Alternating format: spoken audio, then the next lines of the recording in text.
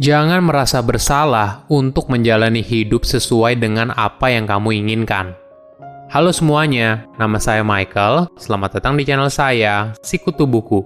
Kali ini saya akan bahas buku Girl Stop Apologizing karya Rachel Hollis.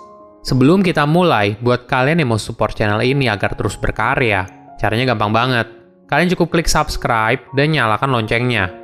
Dukungan kalian membantu banget supaya kita bisa rutin posting dan bersama-sama belajar di channel ini. Buku ini membahas kalau kita harus berhenti hidup dalam ketakutan atas penilaian orang lain. Rachel melihat banyak wanita hidup dalam kondisi seperti ini. Dalam hati, mereka ingin mencapai sesuatu yang lebih. Namun mereka takut dicemooh, dianggap tidak cukup baik, dan sebagainya. Dia juga membahas tantangan yang dialami oleh wanita dan bagaimana seorang wanita berhenti merasa bersalah jika mengejar mimpi yang dia inginkan. Walaupun saya bukan seorang wanita, tapi buku ini cukup menarik karena saya bisa memahami tantangan yang dihadapi oleh seorang wanita dan membuat saya bisa lebih peka tentang situasi dan kondisi yang mereka rasakan. Saya merangkumnya menjadi 3 hal penting dari buku ini. Pertama, perbedaan pola asuh anak laki-laki dan perempuan. Anak laki-laki dan anak perempuan dibesarkan dengan pola asuh yang berbeda. Anak laki-laki dibesarkan untuk mengejar mimpi dan apa yang mereka inginkan dalam hidup. Sedangkan anak perempuan biasanya dibesarkan untuk menjadi istri atau ibu yang baik. Hasilnya, banyak anak perempuan ketika dewasa memiliki perilaku yang tidak sesuai dengan mimpi yang mereka inginkan dalam hidup. Tapi, bagaimana untuk menyenangkan orang lain?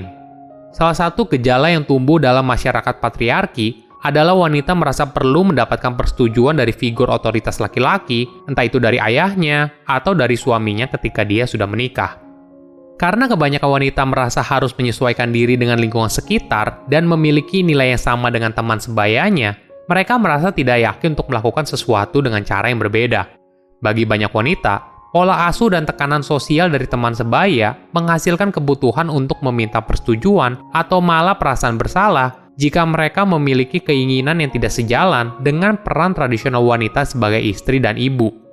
Bagi kebanyakan orang, menjadi ibu yang baik berarti kamu harus mengabdikan diri sepenuhnya untuk keluarga dan melepaskan gagasan tentang karir. Namun Rachel menekankan, seharusnya seorang wanita berhenti untuk merasa bersalah dan mulai mengakui apa yang mereka inginkan dalam hidup. Entah itu ingin memulai bisnis sendiri, lari maraton, menulis buku, dan sebagainya. Jadi, untuk bisa bebas dari belenggu yang sudah mengakar kuat, kamu harus berani jujur pada diri sendiri dan berhenti fokus untuk memenuhi ekspektasi orang lain. Kamu harus sadar, tidak apa-apa kok jika mimpi seorang wanita terlihat berbeda dari mimpi orang lain. Tidak harus selalu sejalan dengan peran tradisional wanita sebagai istri dan ibu. Selama bertahun-tahun, Rachel menjalani kehidupan ganda sebagai ibu dan istri setia yang kebetulan memiliki blog gaya hidup populer.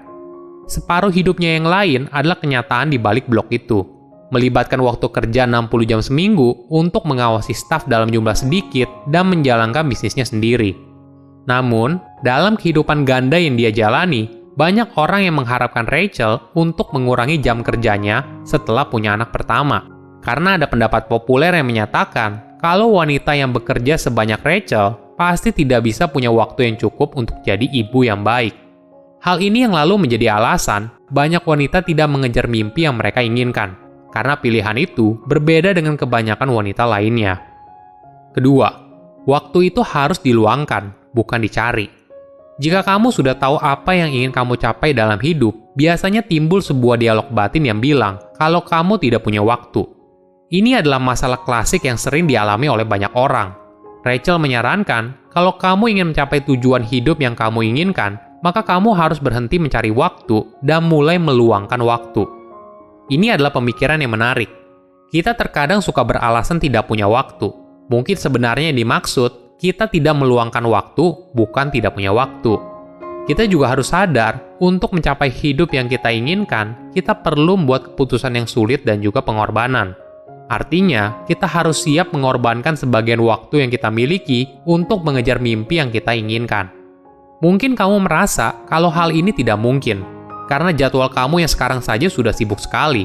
Namun perlu diingat, kalau seorang ibu yang sibuk atau CEO dari perusahaan besar saja mampu meluangkan waktu untuk lari maraton, maka kamu juga pasti bisa meluangkan waktu. Ada tips lain yang bisa kamu praktekkan. Coba buat jadwal yang berisi bagaimana kamu menghabiskan setiap jam dalam seminggu.